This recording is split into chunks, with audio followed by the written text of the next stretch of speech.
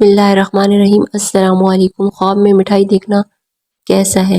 حضرت ابن سیرین رحمۃ اللہ علیہ نے فرمایا کہ خواب میں شیریں یعنی کہ مٹھائی دیکھنا شادی اور خوشی اور حلال روزی ہے، اور اگر دیکھے کہ اس کو کسی نے مٹھائی دی ہے تو دلیل ہے کہ اس سے روزی پائے گا، اور اگر دیکھے کہ اس نے مٹھائی کھائی ہے تو دلیل ہے کہ منفرت پائے گا۔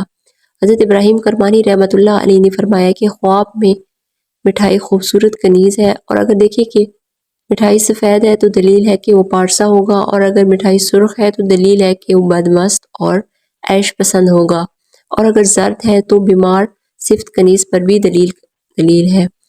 حضرت جعفر صادق رحمۃ اللہ علیہ نے فرمایا کہ خواب میں مٹھائی 4 وجہ پر ہوتی ہے: اول منفرت، دوم مال حلال، سوم علم اور ادب، دانائی اور حکمت، چہارم خوبصورت برو کنیز۔